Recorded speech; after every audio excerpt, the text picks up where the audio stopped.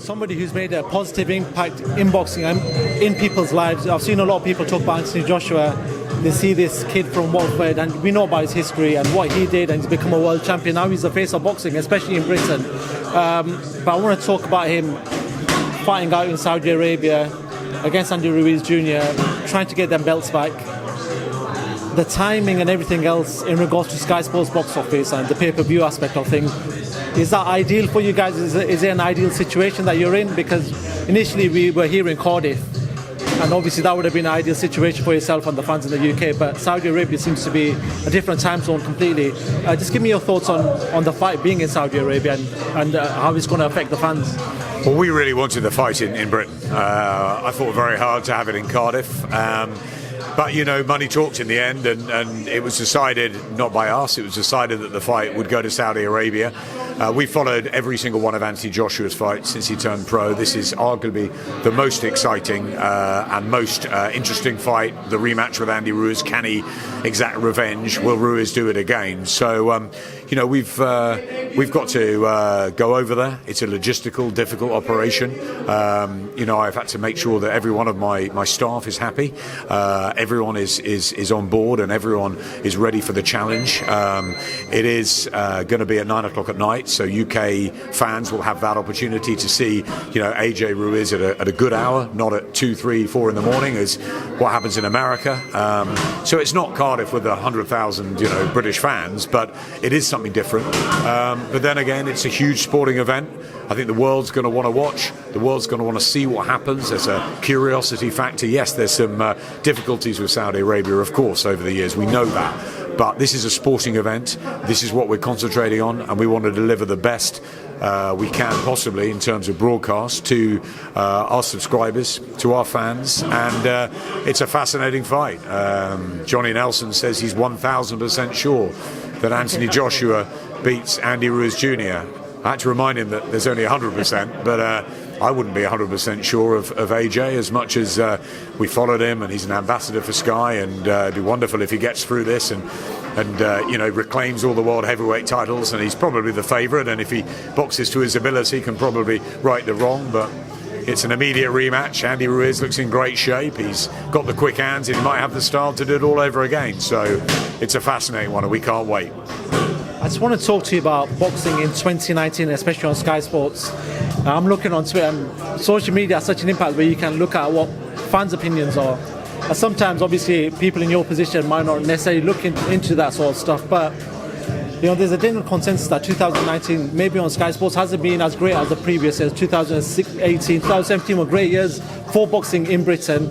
It seems like maybe with this DAZN deal that, you know, fighters are looking at America, fighting in America, because they've got the option to fight in America now. Give me your opinion on that. In 2019, do you feel like boxing has taken a decline in Britain? Not necessarily, no, I don't think that. I think that there was a show, I think, earlier in the year that I've been very outspoken about, that I said to Eddie I didn't think that was good enough. I think that the UK market has to be, you know, we have to remember where, you know, we built Anthony Joshua and the likes, and that's really important. You know, Foxgroves at Wembley, AJ at Wembley, and at Cardiff and all that. We shouldn't forget that. So I'm very keen to make sure that the second part of 2019, we've got this enormous show in Newcastle this weekend. I was really passionate about getting Katie Taylor fighting at 10 o'clock at night, UK and Irish time, not at 4 in the morning in America. We've got Joshua Buatsi as well, Anthony Crolla. You then got Callum Smith, who's arguably our best fighter, you know, world super middleweight champion, best in the world, and he's fighting on Sky Sports, you know, November the 23rd. We've got a show in Monaco. I think that, you know, Eddie's listened, and I think we've delivering some really good shows back end of the year. I think we've had some good American stuff. I think we've had some good UK stuff. I think boxing is going through a fantastic period. I think it's been building and building. So no, I don't think it's a bad period for British boxing. I think, you know, we've had Vasily Lomachenko come over here, the best pound-for-pound fighter in the world, on our shores. We've got this wonderful bill next week on October the 26th in London with Prograis and Taylor and all of it. I think it's fantastic, and I think that this is probably the most powerful schedule we've ever put together, certainly in the last few years on Sky, from sort of October to December. I think it's enormous. So, no, I don't agree that Britain has been forgotten. I think that there has been fighters who've gone to America. The zone coming into the market has made it interesting, but we brought a lot of that to our Sky customers as well. And we are making sure that we deliver very much on this UK time zone too, as well as America. So, we want these shows where we get maybe a bumper night, where we get a brilliant show at 10 o'clock at night in Britain, and then we go over to the States, things like that. So, no, I think boxing's in a fantastic place. Just finally, just want your thoughts on Tyson Fury entering the WWE. It was crazy when it came out. I think a lot of fans were shocked. But what do you make of Tyson Fury sort of going into that avenue? Nothing ever surprises me in boxing, okay? Tyson Fury made a wonderful comeback.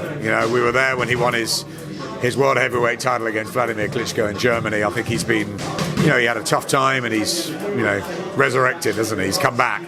I mean, he came back off that Wilder knockdown as well. I mean, a huge respect for Tyson Fury. He's an entertainer, and this is why he's doing it. He's going into another world to become better known, to get more fans, to build into the Wilder fights, maybe the Joshua fights in the future.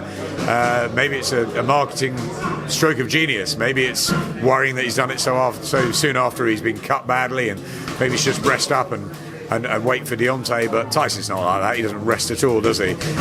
It's a bit of a crazy period, isn't it? If you look at the fact that Nigel Benn's coming back at 55, which is highly controversial. We look at KSI and Logan Paul topping a bill in LA. We look at AJ fighting out in Saudi Arabia. We look at Tyson Fury fighting WWE. It's all a bit nuts, isn't it? But at the same time, I think there's going to be a lot of people that are going to watch a lot of these events. And the key is with boxing, it's entertainment, and we want to make sure that our customers are entertained.